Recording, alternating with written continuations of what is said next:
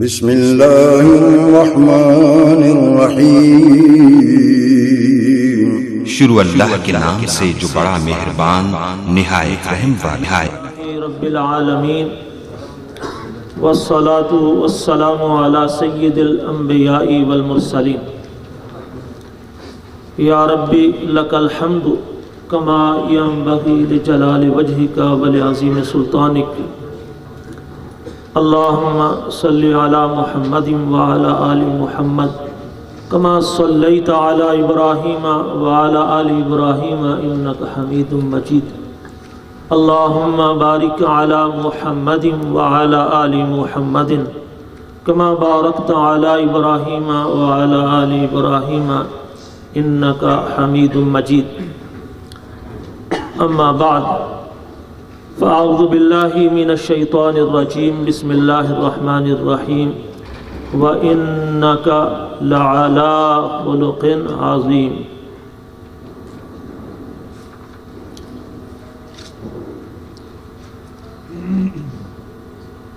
الحمدللہ آج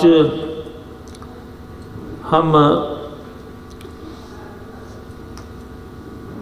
امام ابو داود سلیمان بن اشعث سجستانی رحمہ اللہ ان کی کتاب جو پڑھانا شروع کی تو یہ آج اب سال کا اختتام ہے، تو ہم آخری حدیث پڑھا رہے ہیں، اور یہ جو آج حدیث ہے اس کا باب بھی آخری ہے اور حدیث بھی آخری ہے، اور یہ کتاب الادب کی آخری حدیث ہے، اور یہ جو باب ہے تو ہم جو ہے وہ اس کو ایک دفعہ پڑھ لیتے ہیں۔ بسم اللہ الرحمن الرحیم، ساتھ ساتھ پڑھیں آپ بھی۔ باب فی الرجل یسب الدہر۔ حدثنا محمد بن الصباح بن سفیان وابن السرح قال اخبرنا سفیان عن الزہری عن سعید عن ابی ہریرہ رضی اللہ عنہ عن النبی صلی اللہ علیہ وسلم یقول اللہ عز وجل یؤذینی ابن آدم یسب الدہر وأنا الدہر بیدی الامر اقلب اللیل والنہار۔ قال ابن السرح عن ابن المسیب مکان سعید۔ تو یہ جو ابو داود شریف حدیث کی کتاب ہے، سیاہ ستہ سے ہے، تو اس کا آغاز کتاب الطہارہ سے ہوا تھا، اور اختتام جو ہے وہ تکمیل اس کی کتاب الادب پر ہو رہی ہے۔ تو یہ جتنی بھی امام صاحب نے کتابیں قائم کی ہیں، ابواب قائم کیے ہیں، تو یہ ان کتابوں میں سے آخری کتاب کتاب الادب ہے، اور ابواب جو اس کے تحت ہیں اس میں آخری باب جو ہے وہ باب فی الرجل یسب الدہر ہے، اور حدیث جو ہے وہ بھی اس کتاب کی آخری حدیث ہے۔ تو کتاب الادب، اس میں ادب جو ہے وہ آداب، اخلاق حسنہ، ان کا جو ہے وہ تذکرہ کیا گیا ہے، اس لیے کہ یہ بہت زیادہ وزنی ہیں، اور اللہ رب العالمین کے ہاں درجات کی بلندی کے لیے بہت زیادہ ضروری ہے۔ میزان میں کل قیامت کے دن ادب اور خلق حسن اس کا سب سے زیادہ وزن بھی ہونا ہے۔ تو اس لیے امام صاحب چاہتے ہیں کہ ہم سب جو ہے وہ اخلاق حسنہ سے متصف رہیں اور اس کو اپنائیں۔ تو الادب، کتاب الادب جو قائم کی امام صاحب نے، تو ادب کا معنی کیا ہے؟ الادب هو استعمال ما یستحسن من قول او فعل، یعنی جو قابل ستائش چیز ہے، قابل تعریف ہے، جس کی اللہ بھی تعریف کرتے ہیں اور لوگ بھی اچھا سمجھتے ہیں، اس چیز کو اپنایا جائے، اس چیز کو اختیار کیا جائے، من قول او فعل، چاہے وہ زبان کی بات ہو، زبان سے بات اچھی کی جائے جو اللہ کو بھی اچھی لگے اور بندوں کو بھی اچھی لگے، اسی طرح کوئی عمل ہے، کوئی فعل ہے، تو وہ بھی ہم جو ہے وہ اچھا اپنائیں۔ اس چیز کا نام کیا ہے؟ ادب ہے۔ تو ادب کا معنی اخلاق، طریقہ اور اچھا سلیقہ۔ تو یہ اس کا مطلب یہ ہوا کہ اس کے اندر اخلاق کی بات ہے۔ اور امام صاحب نے کتاب الادب کے تحت جو پہلا باب قائم کیا ہے وہ باب فی الحلم و اخلاق النبی صلی اللہ علیہ وسلم ہی تھا۔ تو بتانا چاہتے ہیں کہ ادب جو ہے وہ اس کا پہلا زینہ ہی وہ خلق حسن ہے، اخلاق حسنہ ہے، اور اس کے اندر بھی جو ہے انہوں نے لفظ استعمال کیا باب فی الحلم و اخلاق النبی صلی اللہ علیہ وسلم کہ حلم کا معنی کیا ہے؟ برداشت، حوصلہ، وہ انسان کے اندر ہونا چاہیے۔ اور نبی صلی اللہ علیہ وسلم کے اخلاق کا تذکرہ کیا، تو اس کا مطلب ہے کہ کہتے ہیں کہ علم اگر تھوڑا بھی ہو تو حلم زیادہ ہونا چاہیے، علم زیادہ نہ بھی ہو تو حلم انسان کے اندر، برداشت جو ہے وہ زیادہ ہونی چاہیے۔ اور پھر نبی صلی اللہ علیہ وسلم کے اخلاق، تو اس کا مطلب ہے کہ حسن خلق۔ حسن خلق کسے کہتے ہیں؟ عبداللہ بن مبارک رحمۃ اللہ علیہ، یہ بہت بڑے جلیل قدر جو ہے وہ ثقہ محدث ہیں، مجاہد بھی تھے اپنے وقت کے، اللہ کے ولی بھی ہیں، اور مبارک جو اللہ کے ولی تھے ان کے یہ بیٹے ہیں عبداللہ بن مبارک۔ تو انہوں نے جو حسن خلق کی تعریف کی ہے وہ یہ ہے، ہوا بسط الوجہ و بذل المعروف و کف الاذی۔ تو کہتے ہیں کہ اخلاق حسنہ کیا ہوتے ہیں کہ انسان جو ہے وہ بسط الوجہ، خندہ روئی سے خوش کسی کو ملے، تو یہ اخلاق حسنہ میں سے سب سے پہلی چیز ہے۔ اور دوسری چیز وبذل المعروف، احسان کرنا دوسروں پر، چاہے مال کے ساتھ ہو، چاہے جان کے ساتھ ہو، چاہے وقت اس کے لیے دینا ہو، چاہے علم کے ساتھ ہو، تو یہ اخلاق حسن ہے، بسط الوجہ و بذل المعروف و کف الاذی، اور ایذا دہی سے بچنا چاہیے، دکھ دینے سے رکنا۔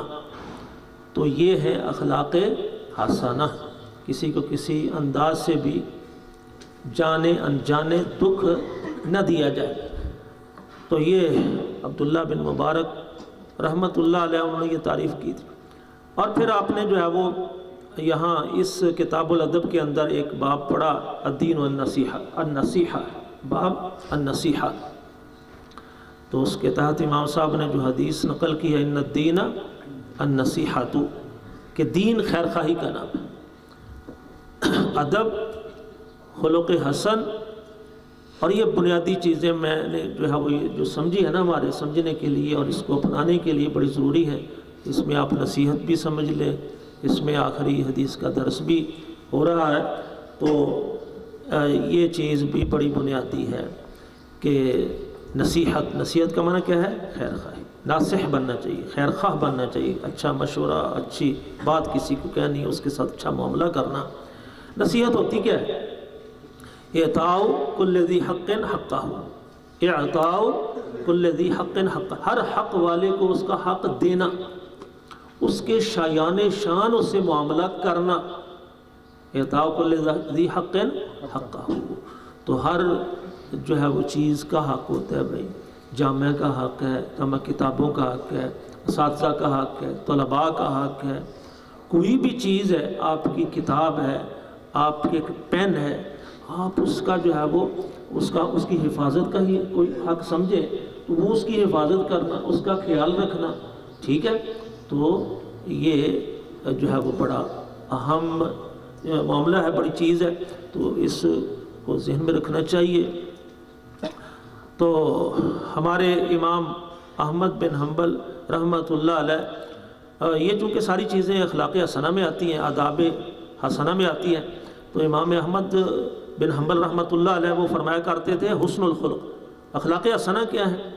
اللہ تغضب ولا تحقد، کہ آپ غصہ میں نہ آئیں اور آپ کسی کے بارے میں دل میں کینہ نہ رکھیں، دل صاف رکھیں، کسی کے ساتھ ناراض نہ رہیں، غصہ میں نہ آئیں۔ تو یہ اخلاق حسنہ میں سے بنیادی چیز ہے کہ اللہ تغضب ولا تحقد، نہ آپ غصہ کریں، ہر وقت غصہ یہ نہیں کرنا، ٹھیک ہے، تو نہ ہی کینہ رکھنا ہے، کبھی غصہ آ جاتا ہے اور پھر اس کو جلدی ختم کر لینا، اور یہ ہے اخلاق حسنہ۔ اگر غصہ رکھا جائے اور اس کو دل کے اندر رکھا جائے یہ تو کینہ ہے پھر، تو فرمایا نہیں، غصہ نہیں رکھنا، کینہ نہیں رکھنا، غصہ آ جائے لیکن کینہ تک بات نہ پہنچے، اس کو آپ ختم کر لیں، ٹھیک ہے، تو یہ اخلاق حسنہ میں شامل ہے۔ اور پھر وہ یہ بھی کہا کرتے تھے اسی سلسلہ میں کہ ان تحتمل ما یکون من الناس، لوگوں سے کوئی جو تھوڑا سا اونچ نیچ ہو جائے تو اس کو برداشت کرنا چاہیے، اس کو کیا کرنا چاہیے؟ تو ہم الحمدللہ اس حوالہ سے ہم اسی طرح کر رہے ہیں، طلباء بھی اسی طرح کر رہے ہیں اور اساتذہ بھی اسی طرح ہی چل رہے ہیں۔ تو یہ جو ہے وہ معاملات جو چل رہے ہیں، یہ جو ہم پڑھتے ہیں انشاءاللہ اس کے مطابق کر رہے ہیں، تو یہ الحمدللہ اللہ کا شکر ہے۔ نہ تو ہمارا ہمیشہ کے لیے کسی سے غصہ ہوتا ہے، نہ کینے تک بات پہنچتی ہے، تو بلکہ جو ہے وہ ہم ایک دوسرے کے ساتھ معاملہ جو ہے وہ اخلاق حسنہ والا، ادب حسن والا، برداشت والا یہ اختیار کرتے ہیں۔ یہ سارا کچھ، اور پھر جو ہے وہ خاص طور پر جو ہے وہ یہ کتاب الادب میں اور یہ اخلاق حسنہ میں جو ہے وہ جو چیز آتی ہے تو وہ امام صاحب نے باب فی اصلاح ذات البین میں بیان کر دی، یہ اخیر کر دی ہے یہاں تو، کہ آپس کے معاملات، آپس کے رابط روابط جو ہے وہ درست رہنے چاہیے، ان کی اصلاح کرنی چاہیے، کوئی تھوڑی بہت اس کے اندر جو ہے وہ جھول آ جائے تو اس کو ختم کرنا چاہیے۔ اگر یہ آپس کے معاملات جو ہے وہ درست نہ رکھے جائیں تو فرمایا تھا کہ وہ حدیث میں کیا تھا، الحالقہ، یہ کیا ہے؟ موڑ دینے والی چیز ہے، یہ جو ہے وہ یہ انسان کے اندر جو خیر و برکات ہیں اس کو ختم کر دیتی ہے۔ تو اس لیے کر کے آپس کے اندر جو تھوڑا بہت ہو ہی جاتا ہے، کہتے ہیں کہ دو برتن جو ہے وہ کبھی جو ہے وہ کھڑکی جاتے ہیں تو وہ کوئی مسئلہ نہیں، اس کے فوراً بعد اس کی اصلاح کی کوشش کرنی چاہیے۔ تو اس حوالہ سے اخلاق حسنہ ہے الحمدللہ، جس طرح میں نے کہا کہ ہم اپنا رہے ہیں، کوشش کر رہے ہیں، ٹھیک ہے، ہر آدمی کی کوشش ہونی چاہیے، فاتقوا اللہ ما استطعتم، کہ طاقت جتنی ہے، ہمت ہے، اللہ کا تقوی، اخلاق حسنہ، یہ دینی جو تعلیمات ہیں ان کو اپنانا چاہیے۔ لیکن اگر اس حوالہ سے ہم کہیں تو ہم کوئی صاحب خلق عظیم نہیں ہیں، ہمیں اخلاق حسنہ کو اپنانے کا جو اللہ نے توفیق دی ہے یہ بڑی بات ہے، لیکن صاحب خلق عظیم تو وَإِنَّكَ لَعَلَىٰ خُلُقٍ عَظِيمٍ، وہ تو ہمارے پیغمبر خاتم الانبیاء والمرسلین محمد الرسول اللہ صلی اللہ علیہ وسلم ہی ہے، جو ہے وہ جن تک ہم نہیں پہنچ سکتے کہ ان جیسے اخلاق پورے، لیکن ہمیں ان جیسا بننے کی کوشش کرنی چاہیے، ان کے اخلاق کو اپنانے کی کوشش کرنی چاہیے۔ تو یہ نبی کریم صلی اللہ علیہ وسلم اس حوالہ سے ہمارے لیے کیا ہے؟ اسوہ حسنہ ہے۔ تو اب جو آخری حدیث ہے ہمارے سامنے اور آخری باب ہے، باب فی الرجل یسب الدہر، تو پیچھے یہ ہم پڑھ چکے ہیں، کوئی آدمی جو ہے وہ اپنے جانور کو گالی دیتا ہے، یہ نہیں ہونا چاہیے، کسی انسان کو لعنت کرتا ہے، یہ نہیں ہونا چاہیے، اور یہاں یہ بھی بتا دیا کہ زمانہ الدہر، یہ وقت، ٹھیک ہے، دور، یہ جو اللہ رب العالمین نے ہمیں دیا ہوا ہے اس کی بھی قدر کرنی چاہیے، اس کو کبھی برا نہیں کہنا چاہیے۔ یہ ہم زندہ ہیں، زندگی ہے، یہ زمانہ کے ساتھ ہی ہے، یہ ہم پڑھ رہے ہیں، جو بھی جتنا کام کر رہے ہیں، یہ وقت اگر ہمارے پاس نہ ہو، زمانہ نہ ہو تو ہم کہاں کر سکتے ہیں؟ تو یہ تو اللہ رب العالمین کا بہت بڑا انعام جو اللہ نے کیا ہے یہ زمانہ دیا، یہ وقت دیا ہوئی، عمر دی ہوئی ہے۔ تو یہ ایسی چیز ہے کہ جس کو جو ہے وہ گالی نہیں دینی چاہیے۔ اور ویسے بھی ہم نے پڑھا ہے کہ نبی رحمت صلی اللہ علیہ وسلم کا ارشاد گرامی ہے کہ اگر تم کھانا بھی کھا رہے ہو تو اس کے اندر سالن کے اندر کوئی مسئلہ ہے تو اگر پسند ہے تو کھاؤ، اور نہیں پسند تو خاموش رہو، اس کو جو ہے اس کے عیب تو نہ نکالو، ایسے ہی ہے نا۔ تو یہ چیز ہے کہ آدمی کو اس سے فائدہ اٹھانا چاہیے، اور یہ اللہ رب العالمین کی بہت بڑی نعمتوں میں سے ایک نعمت ہے زمانہ۔ تو اب اس کے تحت امام صاحب نے جو باسند حدیث بیان کی ہے، حدثنا محمد بن الصباح بن سفیان، امام صاحب کہتے ہیں کہ میرے استاد اس حدیث کو بیان کرنے میں جن سے میں نے یہ حدیث لی ہے وہ دو ہیں، ایک محمد بن صباح بن سفیان ہے اور دوسرے کون ہے؟ ابن السرح احمد بن عمر بن سرح، تو احمد ان کا نام تھا، تو یہ محمد اور احمد، تو کیا اتفاق ہے کہ نبی کریم صلی اللہ علیہ وسلم کے آداب بیان کرتے ہوئے، اخلاق حسنہ بیان کرتے ہوئے آخری حدیث جو ہے وہ نبی کریم صلی اللہ علیہ وسلم کے نام سے لائے ہیں۔ یہ اتفاقی ہو جاتا ہے، پتہ ہو سکتا ہے ان کے ذہن میں بھی نہ ہو یہ، لیکن یہ اتفاقیات ہوتے ہیں، اتفاقات ہوتے ہیں جو امام بخاری رحمۃ اللہ علیہ، محمد بن اسماعیل بن ابراہیم، ان کے ناموں کے حوالہ سے بھی ہم جب سنتے ہیں یہاں درس بخاری تو وہاں وہ اتفاقی بات ہوتی ہے کہ ان کا نام جو ہے وہ کیا ہے؟ محمد ہے نبی صلی اللہ علیہ وسلم کا، اور جو ہے وہ کن کے بیٹے ہیں؟ اسماعیل کے، وہ کن کے بیٹے ہیں؟ ابراہیم کے۔ اور نبی کریم صلی اللہ علیہ وسلم بھی کس طرح تھے؟ اسی ہے، نبی صلی اللہ علیہ وسلم فرمایا ابن الذبیحین، میں دو ذبیحوں کا کیا ہوں؟ بیٹا ہوں۔ تو عبداللہ کا بھی بیٹا ہوں اور اسماعیل کا بھی بیٹا ہوں، اور جو ہے وہ دادا کون ہے؟ نبی صلی اللہ علیہ وسلم کے ابراہیم ہے۔ تو یہ موافقات ہوتی ہیں، اتفاقی جو ہے وہ اللہ تعالیٰ جو ہے وہ اعزاز عطا فرما دیتے ہیں۔ قالا، تو وہ دونوں استاذ محترم جو ہے وہ کہہ رہے ہیں کہ اخبرنا سفیان، ہمیں جو ہے وہ بیان کیا تھا امام سفیان، بہت بڑا نام ہے، سفیان بن عیینہ ہے، یہ امام سفیان سوری نہیں ہے، تو امام سفیان بن عیینہ ہیں اور رحمہ اللہ، اور وہ کن سے بیان کرتے ہیں؟ زہری، امام زہری سے، محمد بن مسلم ابن شہاب زہری، اور وہ کن سے بیان کرتے ہیں؟ سعید، امام سعید بن مسیب رحمۃ اللہ علیہ، جلیل القدر تابعی ہے، امام سعید بن مسیب، کئی پڑھتے ہیں اور کئی مسیب پڑھ لیتے ہیں۔ تو عن ابی ہریرہ تھا، تو رضی اللہ تعالی عنہ، یہ جو ہے وہ صحابہ میں بہت پیارا نام ہے، ابو ہریرہ۔ ابو ہریرہ یہ بڑا پیارا نام، نبی کریم صلی اللہ علیہ وسلم نے گویا کہ یہ کنیت ان کو دی ہوئی ہے کہ جب دیکھا کہ انہوں نے اپنی جو ہے وہ آستین میں وہ جیبوں کا جو کام تھا، وہ آستین بڑی ہوتی تو اسی سے جو ہے وہ لے لیتے تھے، تو اس میں کوئی چیز حرکت کر رہی ہے تو نبی صلی اللہ علیہ وسلم فرمایا یہ کیا ہے؟ تو انہوں نے کہا یہ باللہ ہے، یہ محبت ہی ان کو ان سے ہر بچوں کو ہوتی ہے اور بڑوں کو بھی ہوتی ہے، رکھتے ہیں لوگ، اور ان کی جو ہے وہ خیال بھی کرتے ہیں کھانے پینے کا، تو یہ بڑی بات ہوتی ہے۔ تو یہ نبی صلی اللہ علیہ وسلم نے فرمایا انت ابو ہریرہ، تو اس کا مطلب ہے کہ تم تو ابو ہریرہ ہو، ٹھیک ہے۔ تو یہ پھر جو ہے وہ کنیت ایسی ان کے لیے اعزاز بن گئی کہ ان کا نام جو ہے پیچھے رہ گیا، جو ان کے ماں باپ نے رکھا، اور نبی صلی اللہ علیہ وسلم نے جو ان کا نام رکھا تھا، جو علم تھا، جو کنیت تھی، وہ آگے رہی ہے، ابو ہریرہ عبد الرحمن بن صخر۔ تو یہ ہمارے پیارے سب کے نبی کریم صلی اللہ علیہ وسلم کے پیارے صحابی ہیں، اور وہ بیان کرتے ہیں نبی صلی اللہ علیہ وسلم، نبی کریم صلی اللہ علیہ وسلم سے، اور نبی صلی اللہ علیہ وسلم فرماتے ہیں کہ یقول اللہ عز و جل، کہ اللہ رب العالمین فرماتے ہیں۔ تو یہ کیا ہوئی؟ حدیث قدسی ہوئی، حدیث قدسی۔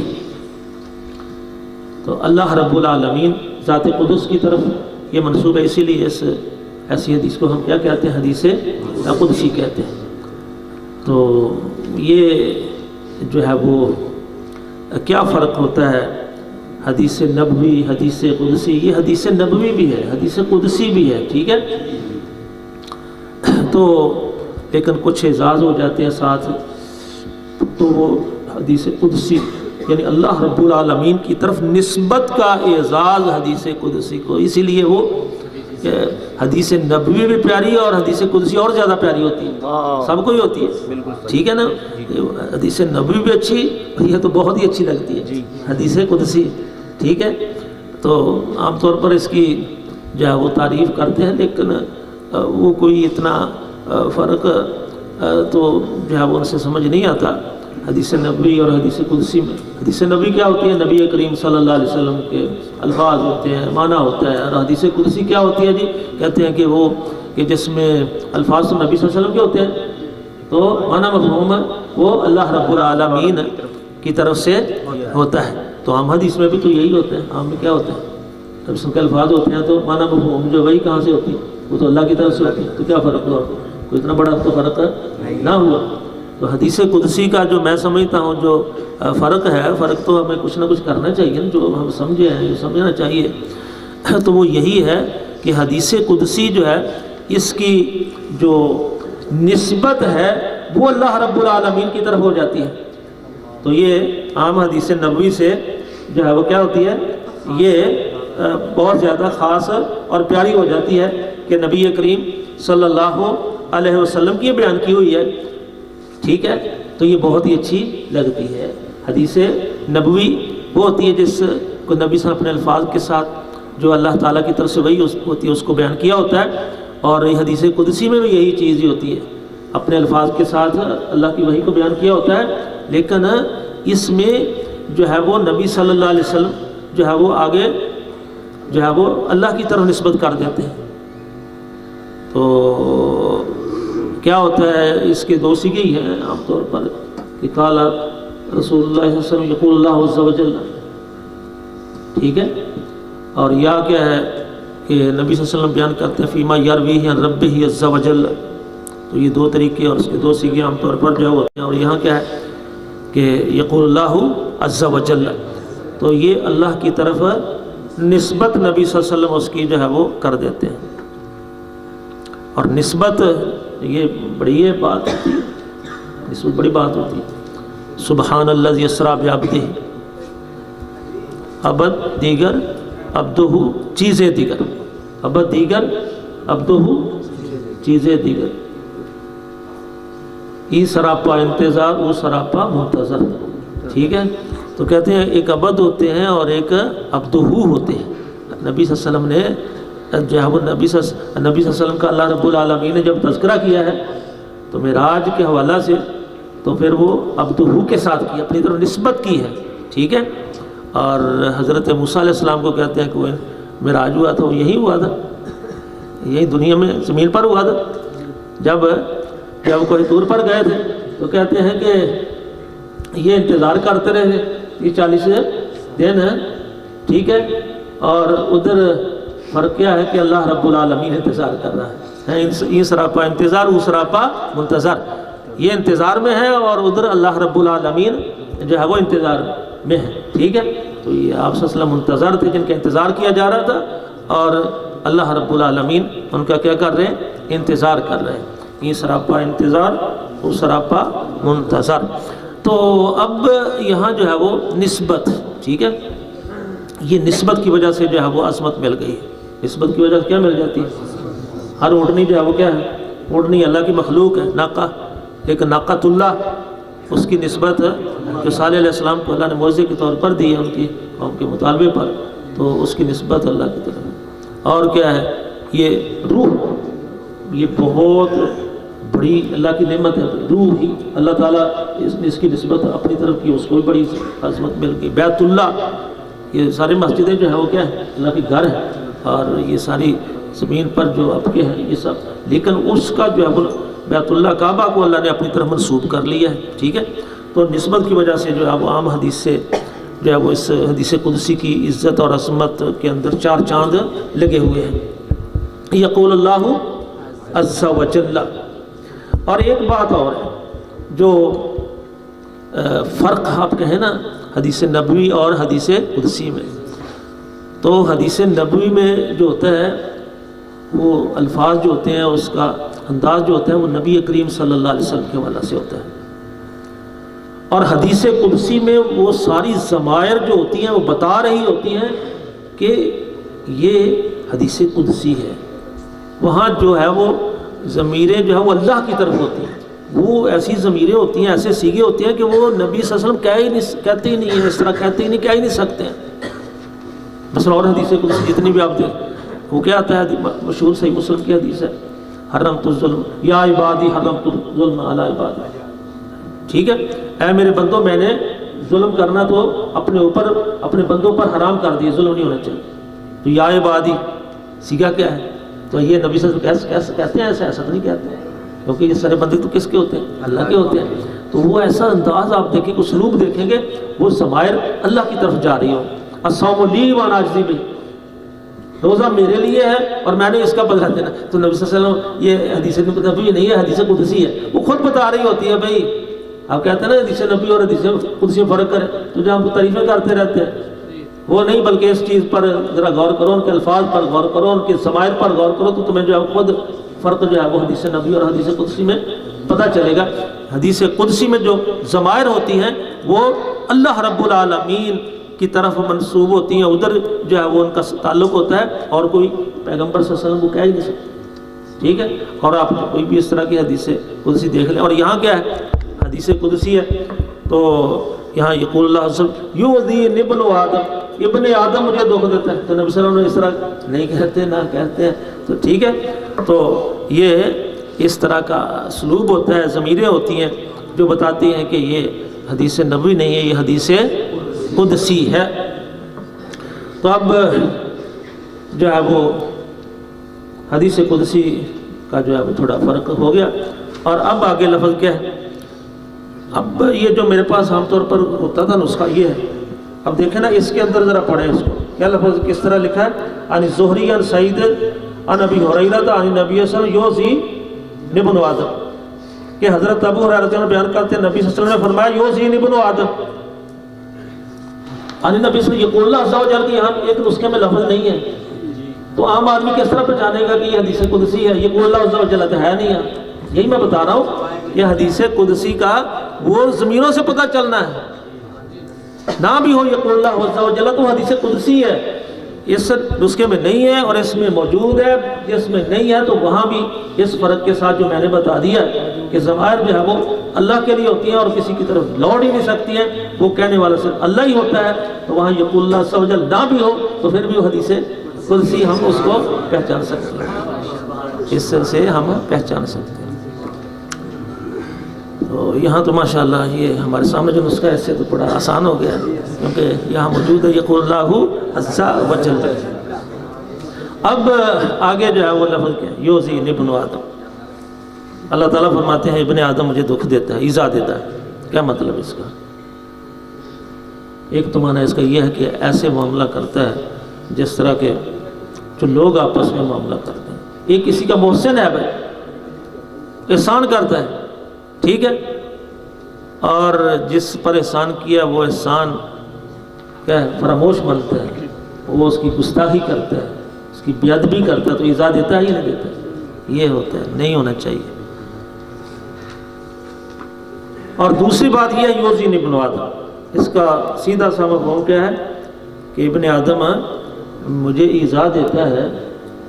اللہ تعالیٰ کو تو کوئی ایذا دے ہی نہیں سکتا، اور اللہ رب العالمین کا تو کوئی نقصان کر ہی نہیں سکتا.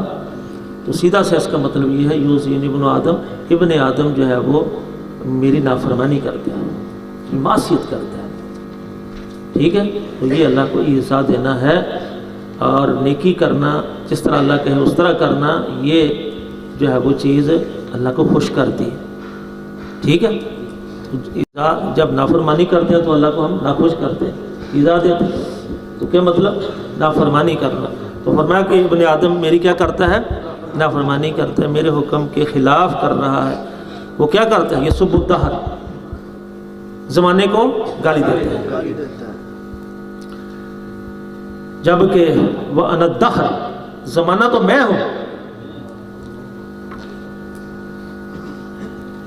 یسب الدہر، زمانے کو گالی دینے والے، یہ جاہلیت کے اندر جو ہے وہ امام خطابی رحمۃ اللہ علیہ کے حوالہ سے یہاں یہ میں ذکر کر دیتا ہوں کہ وہ انہوں نے کہا کہ یہ بات یہ ہے کہ جاہلیت میں زمانے کو جو ہے وہ گالی دینے والے دو طرح کے لوگ تھے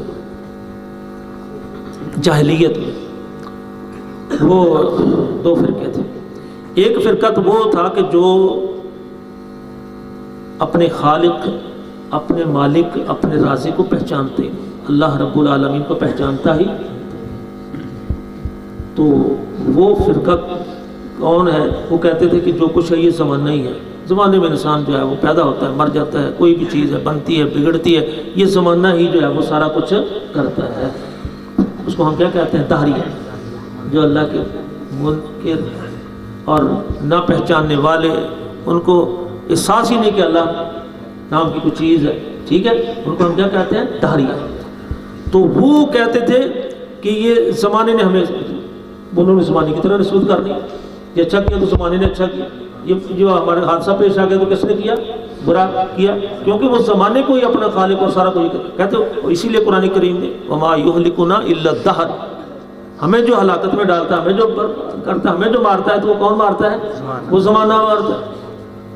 ہم دنیا میں ختم ہو جاتے ہیں تو اللہ نہیں ہے، یہ نظام تو زمانے کا چل رہا ہے، تو اس ورقے کو ہم کیا کہیں گے؟ دہری۔ اور دوسرے وہ لوگ تھے جو کہ جاہلیت میں اللہ کو پہچانتے تھے، اپنے خالق اور مالک کو کیا کرتے تھے؟ پہچانتے تھے کہ یہ اللہ ہمارا خالق ہے، مالک ہے، اولاد دیتا ہے، یہ سارا کچھ ہے، زمین و آسمان کو پیدا کرنے والا کون ہے؟ اللہ رب العالمین۔ تو اب جو ہے وہ بھی ایسے ہی کرتے تھے کہ وہ کوئی بھی حادثہ، کوئی مصیبت، کوئی بیماری ہوتی تو وہ اللہ کی طرف نسبت نہیں کرتے تھے بلکہ زمانے کی طرف کرتے۔ کس حوالے سے؟ نیک نیتی کے حوالے سے، کہ اللہ تو ہمارا خالق ہے، اللہ تو مالک ہے، اللہ تو بڑی پاک ذات ہے، تو اس لیے اللہ کی طرف کوئی عیب کی نسبت نہیں کرنی چاہیے، تو وہ کیا کرتے؟ زمانہ کی طرف نسبت کرتے۔ تو پہلے لوگوں نے جو ہے وہ زمانہ کی طرف نسبت کی ہے، تو وہ کس حوالے سے کی؟ بد نیتی کی، بد عقیدگی ہے، ان کا شرک ہے۔ اور دوسرے لوگوں نے جو کیا ہے تو وہ نیک نیتی سے کیا، تو نیک نیتی سے بھی جو ہے وہ اللہ کی طرف، اصل تو خالق اللہ ہے خیر و شر کا، ٹھیک ہے، لیکن شر کی نسبت اللہ کی طرف نہیں کرتے، خیر کی کرتے ہیں۔ تو انہوں نے جو ہے وہ کی ہے کہ زمانہ جو ہے یہ اس کی طرف نسبت کر دیتے تھے، یہ ہمیں جو حادثے جو جار کیا یہ گردش دورہ ہے، ٹھیک ہے، یہ زمانے کے حادثات ہیں، وہ زمانے کی طرف نسبت کرتے تھے، تو یہ بھی ان کا بھی کرنا کیا غلط ہے، ٹھیک ہے۔ وہ صحیح کیا ہے کہ جو کچھ یہ کرنے والا ہے، یہ پیدا کرنے والا زمانے کو، اس کے اندر جو تصرف کرنے والی ذات ہے وہ اللہ رب العالمین کی ذات ہے، تو اس لیے زمانہ کی طرف جو ہے وہ کسی غلط چیز کی نسبت نہیں کرنی چاہیے، اس کو برا نہیں کہنا چاہیے۔ وَأَنَا الدَّهْرُ، زمانہ کیا ہوں؟ میں ہوں۔ تو اب یہ اللہ رب العالمین کا نام جو ہے، ان ناموں میں کوئی الدہر آتا ہے؟ نہیں، اسماء الہی کے اندر کوئی الدہر نام نہیں ہے۔ اس کا مطلب کیا ہے کہ میں، اس کا مطلب آگے جو یہ جملے ہیں نا ان سے واضح ہو جاتا ہے۔ انا الدہر کا مطلب آگے کیا جملے ہیں کہ بیدی الامر، یہ سارا کنٹرول معاملہ میرے ہاتھ میں ہے، زمانہ کے اندر اچھا ہو رہا ہے، جو ہو رہا ہے وہ کیا ہے؟ میرے امر سے ہو رہا ہے، حوادثات ہو رہے ہیں۔ اقلب اللیل والنہار، یہ مزید وضاحت ہوگی، تو یہ سارا دن اور رات کے اندر جو تقلب ہے، تصرف ہے، یہ میرے حکم سے ہو رہا ہے۔ تو اس کا مطلب کیا نکلا؟ انا الدہر، میں زمانے کا خالق ہوں، زمانہ میرا ہے، میں نے پیدا کیا۔ اس کے اندر جو کوئی ایسا ہو جاتا ہے اچھا یا برا، اس کی نسبت زمانہ کی طرف نہ کرو، بلکہ اپنے اعمال کے کرو کہ ہم نے اچھا کیا اچھا ہوا، اور ہم نے اگر جو ہے برا کیا تو ہمارے سے ایسا ہوا۔ تو یہ نحوست جو ہے وہ اپنی سمجھو، اگر برے اعمال سے جو کوئی نقصان ہو گیا ہے وہ زمانہ کی طرف نہ کرو۔ تو انا الدہر، میں کیا ہوں؟ زمانہ ہوں۔ لوگ کیا کرتے ہیں؟ زمانے کو گالی دیتے ہیں، تو زمانے کو گالی تو نہیں دینی چاہیے۔ آپ کا دوست ہو کوئی، اس کو گالی دے تو کہتے ہیں کہ نہ گالی دے، یہ ہوتا ہے۔ اور دوسرا کیا کرتا ہے؟ آپ سامنے آ جاتے ہیں، ہاں کی غلط ہے، کہتے ہیں تم کون؟ کہتا میں تو وہ کیا ہے وہ اس کے ساتھ جو ہے وہ تمہاری لڑائی میرے سے ہے، وہ اور میں آپ اس کو عزت دے رہے ہیں، اس کو اس کے پاس کہ یار یہ اس کا بڑا پروانہ ہے، اس کا جانثار ہے یہ، تو اس کا مطلب اسی طرح جو ہے وہ اللہ رب العالمین نے یہاں الدہر کہہ کر زمانہ کی عظمت بیان کر دی، شان بیان کر دی، ویسے ہی یار اس کی بڑی عزت اور عظمت ہے، اور جب اللہ نے الدہر کہہ دیا، میں زمانہ دیکھتا ہوں کون گالی دیتا ہے، زمانے کو گالی، مجھے گالی دے کر جو پھر جو ہے وہ زمانے کو گالی کو دے، میں نکالنے نہیں دوں گا زمانے کو گالی، میں دہر ہوں، نکالو مجھے گالی، میں تمہیں دیکھتا ہوں۔ یہ جس طرح آپ کہتے ہیں وہی، یعنی زمانے کو شان دینے کے لیے، اس کو عظمت دینے کے لیے یہ اللہ تعالیٰ نے اس کی شان اور عزت اور عظمت کو اس طرح بڑھایا ہے۔ میں بتایا کہ یہ تو بہت بڑی اللہ کی نعمت ہے بھائی، زمانہ تو بہت بڑی اللہ کی نعمت ہے، اس کو اس سے تو فائدہ اٹھانا چاہیے، اس کے اندر اچھا کرنا چاہیے، برا نہیں کرنا چاہیے، الدہر، سمجھے۔ اور دوسری بات یہ کہ ہمارے جو مشائخ ہیں، ہمارے بڑے ہیں، ان میں سے بعض نے جو ہے اس کو اسماء الہی میں شامل کر لیا، یہی تو مسئلہ ہے ابن حزم وغیرہ، اللہ کے بندے کہ سیدھے سیدھے ظاہری ہے نا، تو وہ سیدھا صاحب لیتے ہیں، وہ کہتے ہیں یہ اللہ کا، یہ کیا نام ہی بتا دیا، یہ اللہ کا نام، یہ بھی اللہ کا نام ہونا چاہیے، کیونکہ الدہر تو اللہ نے کہا ہوا ہے، تو دہر بھی کیا ہو اللہ۔ ہم کہتے ہیں نہیں، ہم نے بھی تو کچھ سمجھنا ہے، کچھ سمجھانا ہے یا نہیں، تو بزرگوں کی بات ہم اس کو دلیل کے ساتھ لیتے ہیں، ٹھیک ہے۔ تو یہاں بھی ہم سمجھتے ہیں کہ اللہ تعالیٰ کے اسماء سے اس کا کوئی تعلق نہیں، اسماء الہی سے۔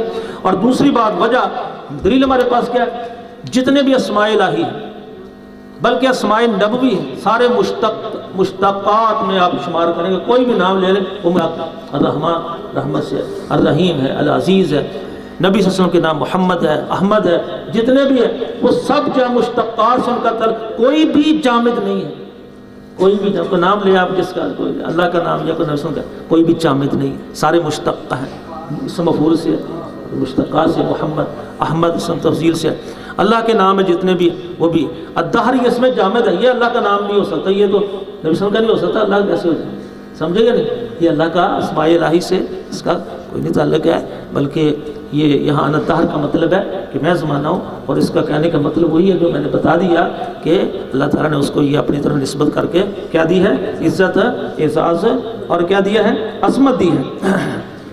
تو آگے اس کی تشریح ہے، الدہر کی تفسیر کیا ہے، بیدی الامر، کہ سارا کنٹرول تو میرے ہاتھ میں، تو کرنے والا تو میں ہوں، اقلب اللیل والنہار، ٹھیک ہے، متصرف تو میں ہوں۔ یہ رات اور دن، زمانہ کسے کہتے ہیں، اقلب اللیل، اللیل والنہار، الدہر کی تعریف کریں تو کیا ہے، اللیل والنہار، دن اور رات، سیدھا سا زمانے کی تعریف، زمانہ کسے کہتے ہیں، دن اور رات کو کہتے ہیں، دن رات آ رہے ہیں، یہ زمانہ چل رہا ہے، کب تک، جب تک اللہ تعالیٰ چاہے گا یہ چلتا رہے گا، یہی زمانہ ہے۔ الدہر کسے کہتے ہیں، دن رات، اقلب اللیل والنہار، یہ اقلب الدہر، اقلب اللیل، انا الدہر، ٹھیک ہے، انا اقلب الدہر، انا الدہر، انا الدہر، انا مبتدا، الدہر خبر، مرفوع پڑھ سکتے ہیں، انا الدہر بھی پڑھ سکتے ہیں، انا اقلب الدہر، یہ پڑھ لیں تو بالکل ہی واضح ہو جاتا ہے کہ یہ یہاں کو اللہ کے نام کا مسئلہ نہیں ہے، یہاں کیا وہ اقلب و فعل پوشیدہ ہے، اور وہ بتا رہا ہے بعد والا اقلب اللیل والنہار بتا رہا ہے، ٹھیک ہے، انا الدہر، انا اقلب الدہر۔ تو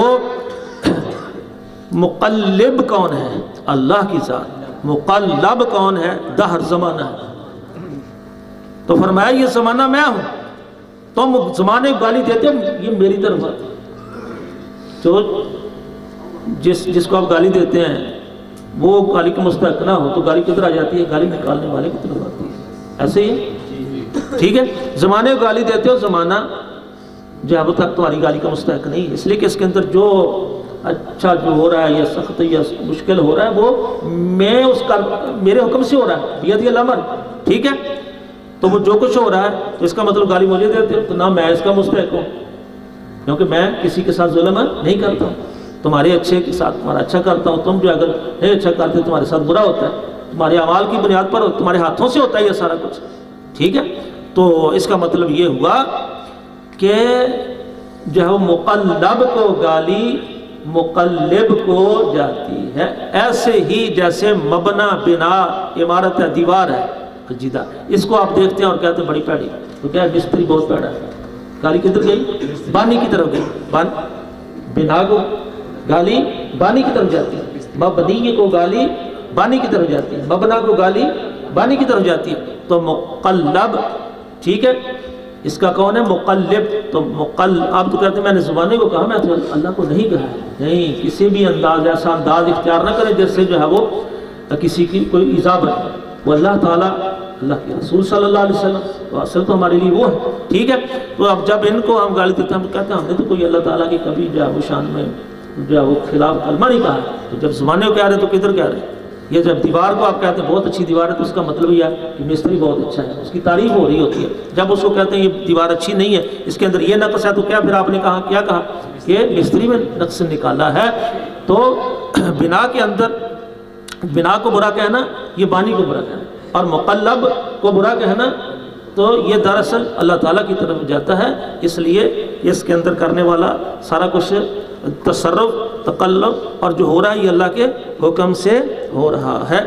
تو اس لیے کر کے جو ہے وہ اس حوالہ سے یہ ہمیں بتایا گیا کہ کبھی زمانے کو برا نہیں کہنا چاہیے. اب جو ہے وہ امام صاحب نے اپنے دو استادوں سے یہ حدیث جو ہے وہ ہمارے سامنے کیا کی ہے، بیان کی. اور آخر میں کیا کہا ہے؟ قال ابن السرح عن ابن المسیب مکان سعید. کہنا چاہتے ہیں کہ یہ میرے جو دو استاد محترم ہیں محمد بن صبا اور دوسرے کون تھے؟ ابن السرح. تو اوپر آپ نے دیکھا ہے کہ لفظ کیا تھے؟ ان سعید. تو اس کا مطلب ہے کہ اوپر والا جو انداز ہے سند کا وہ کس حوالہ سے ہوا؟